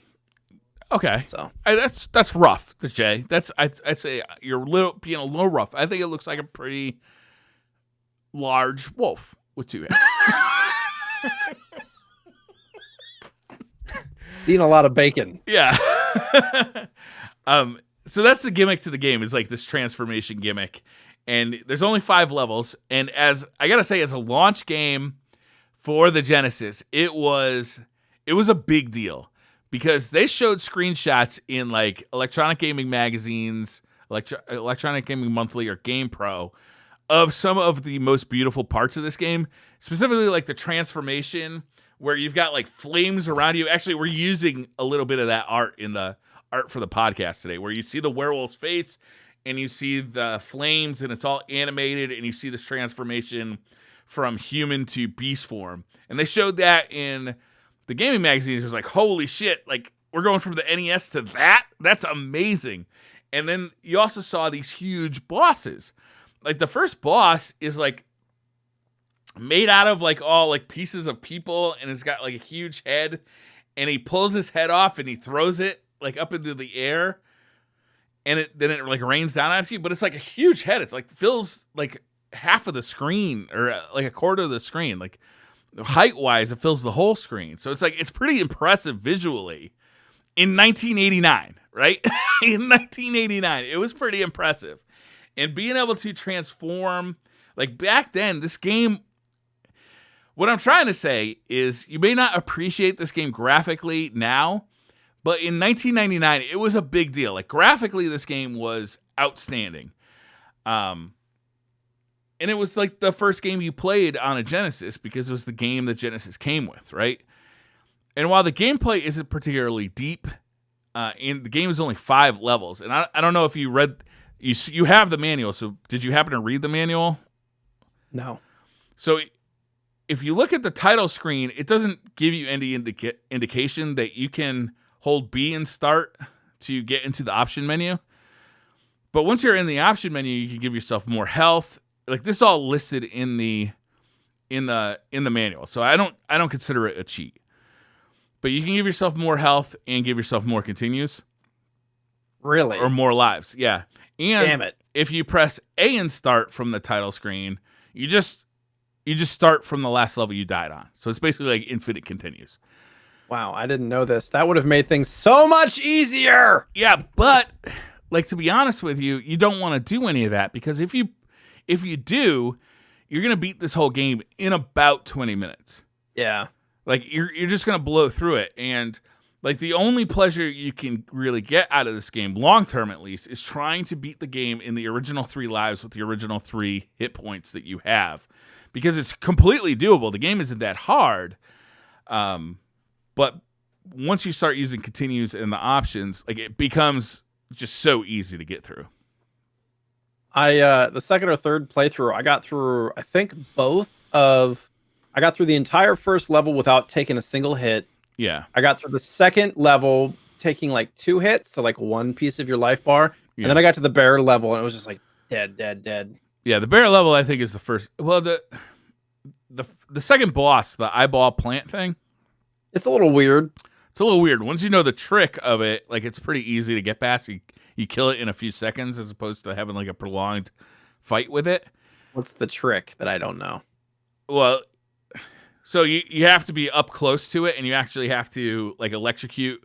You have to use the area of effect attack, like the one that like surrounds your body, to just attack the eyeball that is permanently attached to the plant, as opposed to the eyeballs that fly at you. And if you tap that button really fast when that eyeball is out, the thing dies in, I don't know, 3 seconds or so. Oh, okay. And then the bear level, you're right about the bear. Like it's really unimpressive. Like, cause it's got like the bear breath thing. It's like, it's somehow more funny than it is effective. And then it's got like less range than a punch. Yeah, and its special move is like this rolling jump thing that when you compare it to the dragon has like this electrified field all around it, which just feels like it protects it from any threat. And the werewolf like does this like V dash across the screen and just wipes out anything on the screen. And then this bear is just like jumping in these huge loops, like a circus animal. Yeah, it's just not. It is redeemed when you get the tiger. The tiger is pretty badass too. Like, so if you do get past the bear, which is a challenge, you get the tiger, and the tiger does some cool stuff where it does the same thing as the werewolf, but it does it vertically, so it goes up and down. So you can just like kind of make your way across the street and just wipe out everything. And then it is really, really disappointing that the 5th level beast is just the werewolf again. And apparently you had written in the notes that it was supposed to be, the final boss was supposed to be a playable character. Correct. So it's like this rhino thing, almost like a Bebop. Wait, is Bebop the rhino or is Rocksteady? I think that's Rocksteady. Okay. I think that's Rocksteady's rhino. Right. I think. Yeah, I think that's right. But that was there wasn't a whole lot about it, but the original idea for the final boss, the rhino, was supposed to be a playable character. Yeah, that would have been so cool. Yeah, but apparently this makes sense. Nobody had any faith in this guy making this game. Like, this guy was like big on ideas. Like, he wanted to have pressure sensitive buttons, so depending on how hard you hit the button, it would do different things. And they scrapped that, and it took like half of the playability out. Like, yeah. Have you ever seen the arcade version of this? I haven't, but I did write a note in there about it. So the arcade version definitely looks better and sounds better, but I think it's actually less playable than the Genesis version. Like, really, your character has this like momentum as he's going across the screen, almost like Mario does, where once you like take your button off of the D-pad to make him stop, he continues to slow down a little bit, right? It's like, and that makes this game like really hard. And then there's also a shit ton of enemies on the screen all the time, and it makes the game is significantly harder. The arcade version, it looks nicer. I would say it doesn't play as well as the Genesis version. I would say the Genesis version, I think I actually enjoy more than the arcade version of this game. And I only played it on MAME. I didn't play it on real hardware. I played it in MAME just to check it out. I didn't like it as much as the Genesis version. Maybe that's nostalgia talking. Well, and this game was ported to like every system. Yeah, and all of them were awful. Except for the Genesis. For Genesis. I bought the Master System one, and I played it, and I can confirm it's shitty. But that one was still better than a lot of the other ones. Like, I saw a video of like the Amiga one and Commodore, I think, and all this stuff. And it's just like, it looks like a Tiger game, which they had a Tiger game of this too, I'm pretty sure. Yeah. Which was also terrible. Yeah. Well, all the Tiger games are terrible. Yeah. I was going to say, like, why did we buy those games? Like, because our parents saw the price and they're like, oh, that's a lot cheaper than a Game Boy. Yeah. I had a few of those, I'm pretty sure. I don't remember which ones, like baseball and stuff, probably. Anyways. Yeah. I mean, so a lot of the ports are for like really older systems like Amigas, Commodores, and stuff like that, which honestly, we're never going to get a good port of this game. You'd have to do make significant changes to this to even make it playable. And those consoles or computers at the time weren't even really capable of scrolling graphics. Like, that's what we're talking about here. So right now it probably looks like a bad port. Back then it was like, holy shit, I can't believe they got Altered Beast to run on this thing at all. Never mind, make it somewhat playable. I do like this game though. I don't know what your end up feelings are about this game, but I do like this game. I think it's a fun game, if not a perfect game. It's not a bad game like it's like the reputation has for it. I mean, you can play it co-op too, right? Yeah. So make it easier. No, but aren't you fighting? So there's some interesting points about this game. I think I only ever played it co-op as a kid, and then playing it solo now. There's some things that I noticed about the gameplay that were interesting to me. Yeah. From like kind of fresh eyes that didn't play it all that much. So when you're collecting the orbs, if you don't collect enough orbs by the time you see the first dude who's like the bald guy, who basically looks like my dad. Yeah. With a robe. If you're not the beast, if you didn't collect enough orbs, he just leaves and you have to keep playing. But if you are the beast when the dude comes out, and I don't really know the lore behind this, but if you are a beast, the dude comes out, he goes, prepare for your doom, or rise from your grave, or whatever it is, and then he has the boss. Right? Yeah. But if you aren't a beast, you could, I imagine, just keep playing forever until you are a beast. I've never tried it. I've never intentionally not gotten the orbs to just keep playing it into eternity. But yeah, I think you're probably right. It's you could just. I did it 2 or 3 times, I think. Yeah. Before I was a beast, and yeah, just it kept going. Yeah, so that's its way of you really want it, because you only get 3 orbs on a single kind of wrap around the level. Right. So if you miss one of them, that means you're going to have to at least wrap around twice. Yeah. And then with the boss fights, at least for the first 2, you can go into the boss and not lose any health, which I find to be odd. And it'll just kind of push you back out. Yeah. But you can, if you're the wolf and you are skirting across the level and through him and stuff, you're attacking him and going through him and not taking any damage, which I found kind of weird. Yeah. You put yourself out there though, because if you're in that animation where you're getting kind of shoved back and one of those heads falls on you, then you'll take damage. Yeah. And then the other thing is when you're turning into a beast, the animation is happening, or actually any level up, power up, any of those. If an enemy is near you while you're doing that, there's a delay between when you can move again and you'll just get hit. Yeah. In the middle of the animation. It's kind of weird. Yeah, you got to clear out enemies before you do that. Otherwise, you take a cheap shot. Exactly. Yeah. And I thought that was good. I find it to be incredibly frustrating to play the game without any of the power-ups, because there's some enemies that have much better reach than you. They're right. really hard to hit. They're really hard to hit unless you get powered up. And I think I don't know if it's the 4th or the 5th level. It might be the 4th level, where it's just basically if you don't get the first power up, you're pretty much dead, because there's these goat guys. Did you see the bees with their dicks kind of pointing at you? Those guys are hilarious. Their level. Yeah, those guys are hilarious. And then there's these goat guys that kind of bounce back and forth, and they'll punch you. And their range is so much longer than yours as an unpowered up player, that if you don't get the first power up, you're almost gonna die immediately. So you really have to learn when those two-headed pigs are. I mean wolves are coming. I don't know. I still like the game. I mean, it's not the deepest game. It's not the longest game. I played it. I'll be honest with you. I played it for probably 4 hours, but I played all the versions. I played all the versions I have access to. I played the Master System. I played it on MAME. I played it on Genesis, and I had the manuals for both the Genesis version and the Master System version, and it was fun to read through them. It was also fun to watch the animated kind of cutscenes on the MAME version, the arcade version, because I never realized that the Genesis version was trying to portray that this is a crystal ball, and you're watching these scenes portray through a crystal ball, but you can obviously see that in the arcade version. Mm.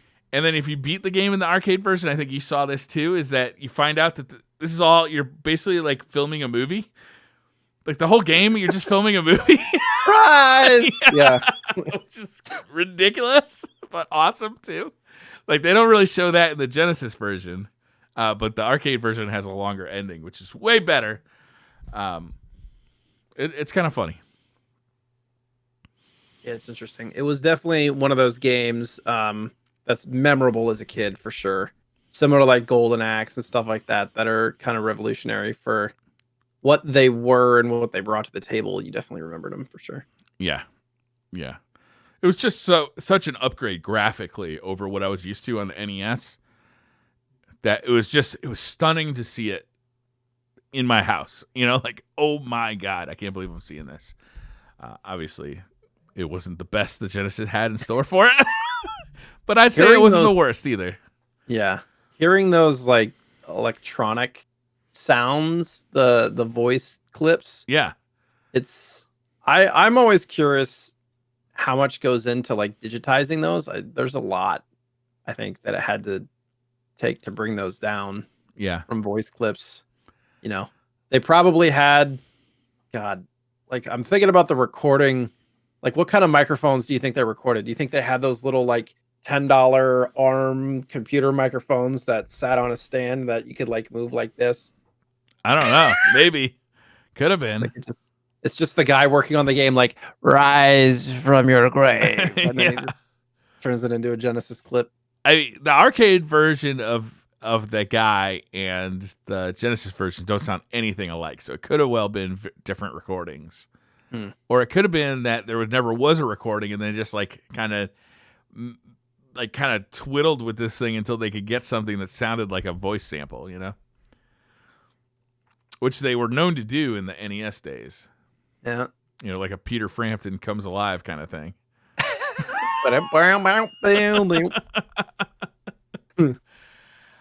Yeah, I got a lot of love in my heart for this game. I don't think it deserves to be like. There's a bunch of lists out there like what are the worst Genesis games ever. I don't think it deserves to be anywhere near a list like that. Yeah, it's not one of the best games for sure, but because it was a launch game, and I think there's a caveat there. I don't think it deserves to be on any of those lists. Yeah, it was fun. It wasn't. I feel like the bad games are almost always frustrating just from a mechanical standpoint, and it's not that. Like, there's very few things when you're playing like, oh God. It's more user error because a lot of the stuff is pretty forgiving, at least on Genesis. Yeah. So. All right. Well, we're an hour and 49 minutes into the show. Should we see what you got for pickups this week?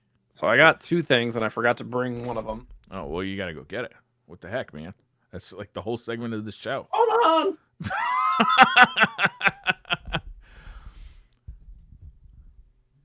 Wow, this is a long time coming, but I finally got control of the RetroSlot podcast, and I'd like to say that the Super Nintendo is overrated. Overrated. That is the official RetroSlot stand on the Super Nintendo. The Super Nintendo Entertainment System. Oh, hey, Jay, you're back. Sorry. No problem. I was like scrambling. There was stuff that I was doing before the show, so I was kind of scrambling. I was just hashing out a couple of details for, the show. Okay. Secrets, I gotcha.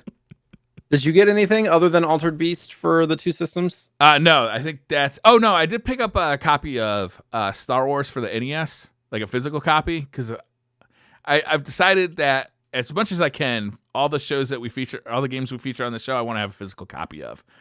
At some point, that will break. Yeah, just the cart. At some point, that will break when we decide to feature some like $200 game, and I'm like, let's cover Little Samson. Yeah. But I thought it'd be fun to have a collection of the games that we cover on the show. So that was the only game that we've covered that I don't have yet. Nice.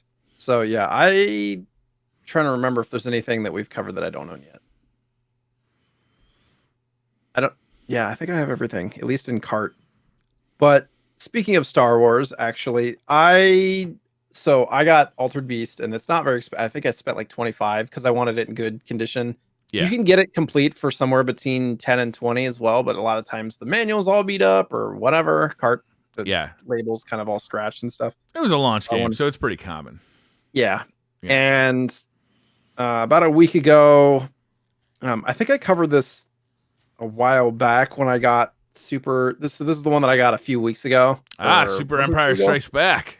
So Super Empire Strikes Back. This particular copy, I didn't realize was the assembled in Mexico one. I think we talked about this. Son of a bitch! Exactly, because I got it for like $20. It's worth more than that, but it didn't have a picture. It just said it was complete in good condition. So I took a shot, and it was. I didn't even know that it had an assembled in Mexico version. So I got it, and I was pissed.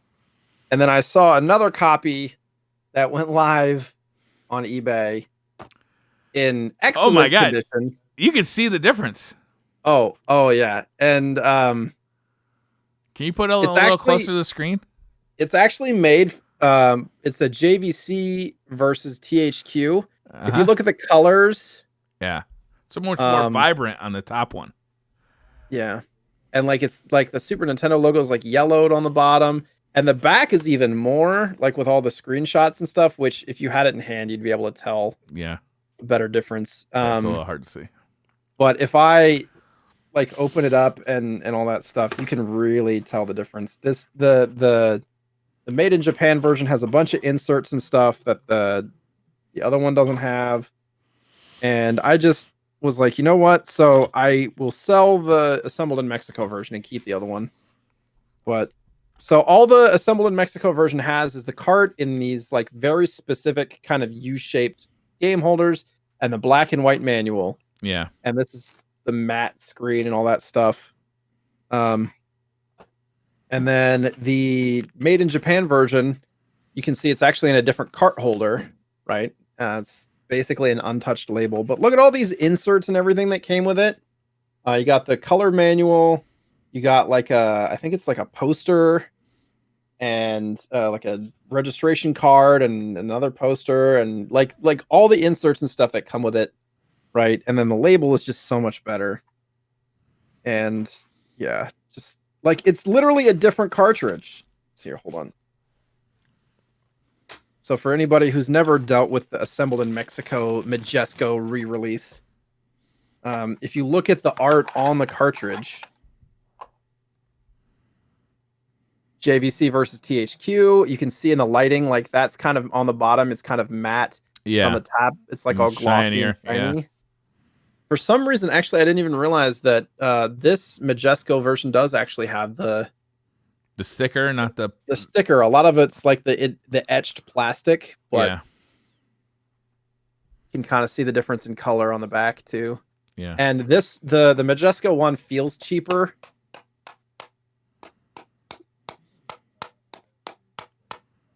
Sounds hollow versus the like. You can hear the difference. What's the price difference? Not really, because nobody really cares, except for people like me. So, okay. As far as the market cost, I think generally speaking, the Made in Japan ones are going to sell better, but they're still worth about the same. Theoretically, and they go for about how much, like complete in box like that? 30 to 60, depending on condition. Oh, that's not bad. No. So I like those games too. They're all three of them are pretty fun. Super Star Wars, Super Empire Strikes Back, Super Jedi. Like they're all pretty fun. They're hard though. They're unforgiving. This is apparently the best one out of the three on the Super Nintendo. Yeah. I think is what people said. Like it controls a lot better. Some of the controls on the other ones are a little frustrating. Okay. So that's what I've been hearing. I've never tried. I've never beaten one of them. Like I've never like really sat down and tried to. I own all three of them, but I've never tried to like really get down to it. I haven't either. I need to. Yeah, I think I need to pick up Super Star Wars and stuff. They're pretty cheap. Like the carts and complete version of like this. This is the most expensive one of the three too for Super Nintendo. Well, you get a complete in box. Super Star Wars is like $30. I think the second one's about the same. Yeah, no, it's not terrible. Yeah, I just bought the loose cartridge versions because they were like, they were really cheap and they were sitting on the shelf. I'm like, oh, I like Star Wars. So I remember those when they came out. They got very well reviewed. All three of them got very well reviewed, and I'm sure they sold well because Star Wars plus actually good video games, like that's a good thing. And like, I don't know, Star Wars wasn't at the height of its popularity in the early '90s when those came out. Like the prequels weren't a thing yet. Like nobody even knew if there's going to be any more movies. But I remember those games being very well reviewed. I'm pretty sure, like at the time, I rented Super Star Wars, and it was like, wow, this is really difficult, and I never rented it again. I'd love to go back and give those a shot. We'll have to put them on the list of to-dos for like Game of the Week kind of stuff. Yeah, definitely. I do want to put this out there. I talked to Briar about this to like make sure that it's kosher. But if anybody wants to buy this, hit me up on Twitter. My DMs are open. The assembled in Mexico version. Also, Yeah. I do. If you want the shitty version, hit Jay up. He's got it for you. Some people don't care. I mean, it's in good shape. Some people don't care. But I do buy, sell, trade games, and there actually have been a couple of, without even mentioning it, a couple of people have hit me up for like trades and stuff, which is super awesome. So I figured I'd take the opportunity to say that I would be interested in a conversation. I just bought a game from you. Yeah, it's in the mail, by the way. Teenage Mutant Ninja Turtles complete in box. Or I don't even know if it's complete in box. A box. It's got a box. It's box game manual. It does not have the styrofoam thing. Okay. You might have to. Those are not expensive. So, anyways, putting that out there. What's the next game on the list here? That's literally it. Oh, that's it. You just did Altered Beast and Altered Beast. Yeah, slow week for you. Wow. I've slowed down. I go through like waves, like between whatever it was. 2020 was crazy for me. I added, I think, somewhere in the neighborhood of 200 or 250 games to my collection. Yeah, I shipped out. That's a lot of games. Yeah, I shipped out just on Amazon, not even counting eBay, 1,100 games in 2020. Shipped out. Wow. You want to know how many of those I got feedback for? How many? Yes. I'm going to guess around 10%, so 110. 19. Whew. That's 1%. Or I guess it's 19. 2%. Damn. And then I did get like 3 negative reviews because of all the postage issues that have been happening. People are like, it took a month to get here. And I had sent it the next day and stuff. I'm like, what the fuck are you going to do, man? The literally national news about how bad the post office is overrun. Fortunately, Amazon like crossed it out, but it's still like, you can still see it. It's just like, this was not the fault of the Amazon seller. I'm like, but they can still see it. Yeah. It's fine. It's whatever. Jeez, now you make me feel bad because I never write. I know. I don't either. That's the funny thing. Yeah, I'm like, I will complain if something is wrong, but I'm not. Exactly. I'm not very likely to. Although I will say that's not true in person. Like in person, I will compliment somebody if they give good service or if they do something above board. And I'm also a marvelous tipper because I have very little regard for money, and I like to make people feel good. Yeah. I'd try to be when we can, you know. Yeah, being a good tipper is way harder when you're an adult with a family and you bring your whole family out. Yeah. When you're a single gentleman out on the town, it's easy to be a big tipper because the fuck are you spending money on anyway? I mean, I'd say I'd generally tip minimum of like 15 to 20%, but with 2020 and all the stuff, we've been trying to do more and help people out, like Uber Eats and all that stuff. Yeah, you know, the only thing I don't like about 2020 tipping is that now people expect you to pay for the tip before you go to pick up your own food. I'm like, pre-2020, I don't know if I would have left any tip if I was coming to pick up the food. Right? Because what service am I paying for here? I'm already buying the food, the pre-made food. Like, so I'm not paying for a waiter or anything. So in 2020, I'm gonna give you that tip. But I'd rather give it to you after I get like the order correct. Yeah. Uber Eats is nice on that because if somebody does mess up an order, at least you can get credit or a refund back. Oh, that's good. Because if you go to pick up something at the store and you get home and something's missing, what are you going to do? Go back to the place. Yeah. Depends on like if your kids are screaming and all that stuff. It's like, is it worth it for the $10 entree they forgot? So as a father, Jay, I'm sure that we can get together on this. It's always going to be our food that gets fucked. Because if there's something wrong with that bag of food that you brought home, no matter where you brought it home from, it's somebody is going to get our food, right? Yeah. And then we're going back. We're going to get the order right. Or, like, best case scenario, our food got fucked up so that we go back, get fresh hot food, and come home and eat a hot meal. More than likely, we're going to get somebody else fresh hot food and then coming home to eat cold ass fucking meal. Right? Like, Yeah. it is. Our kids aren't old enough. Like my son won't even touch food that we eat most of the time. So Yeah. we're not there yet, but I'm sure I'll learn that. It is a thankless job. I won't do it anymore. I've sworn off going to like any fast food joints for picking up food because they always get the order wrong, and I'm always going back there. Always check it in the parking lot Dude, before you go it's so home. hard to check when you get 4 people's worth of food. You know, Yeah, it is. especially if you Especially go to if a they, like, restaurant. If it's like Chinese or something, and they tie the bag at Yeah. the top. You're like, but I wanted to check that. Or it's all in like white boxes.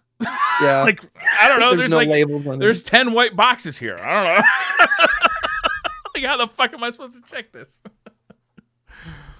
Yeah. Anyway, we got to pick a game for next show. What game are right. we going to do for the next show? Game of the week. We had a request. I don't know if you want to please the fans. I mean, it's out there. The request.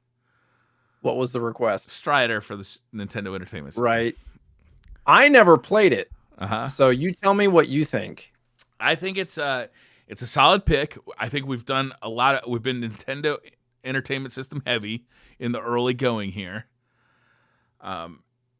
Do we want to stick with the NES? Do we want to branch out?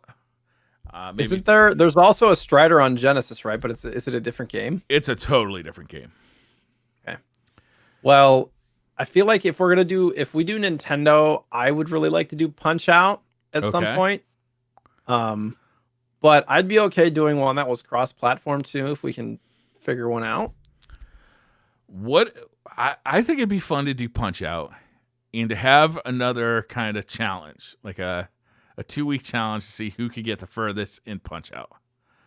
Have you ever beaten the game? I have not. I have never beaten the game either. So it'd be kind of fun. So we need to figure out gentlemen's rules about like, Cheating? are we allowed Are to you saying I'm a learn- cheater? Maybe. Are you Are calling we me allowed? out?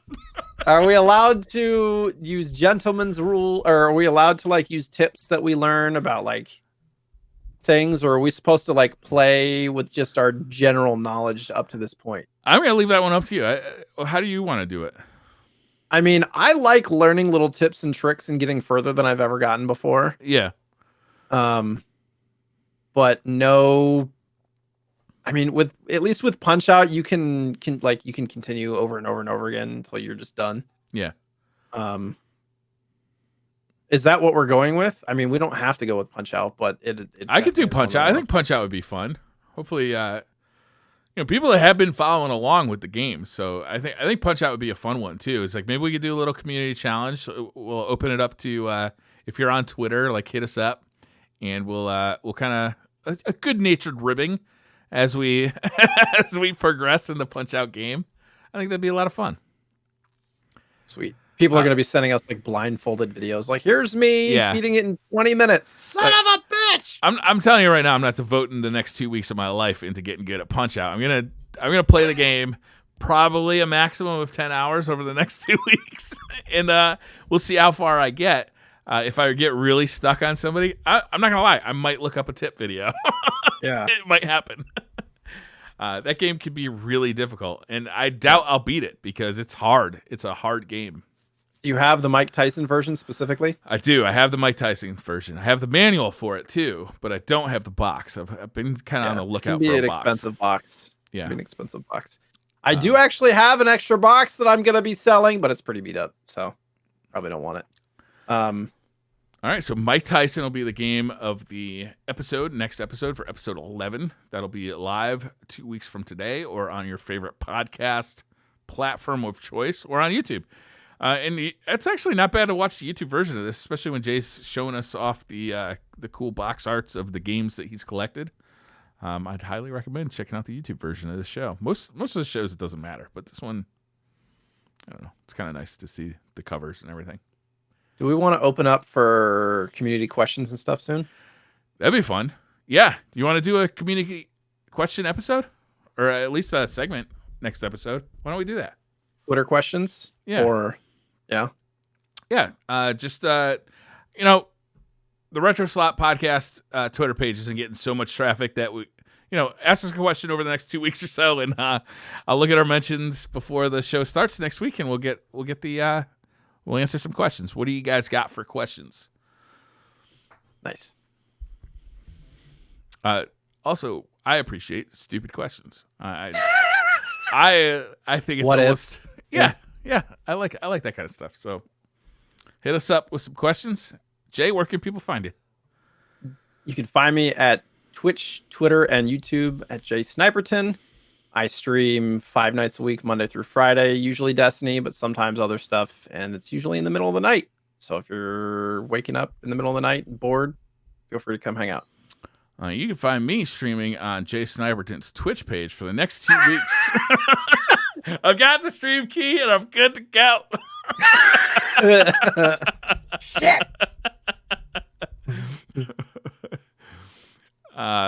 You can find me on Twitter. Mostly I post bullshit. I try and do some funny stuff over on Twitter. Also on YouTube, look up Briar Rabbit on YouTube. Today we did basically the goal of the video today was just to show the differences between the Switch and the PlayStation version of Cyber Shadow, just to see if you're getting a significant downgrade for Cyber Shadow. And then I had a little bit of fun with it after that as well. So I do all sorts of weird stuff on YouTube, whatever strikes my fancy. So come check that out as well. Nice. I think that's going to wrap this one up. Thanks for watching episode 10, and we'll see you in 2 weeks for episode 11. Thanks, everybody. Bye.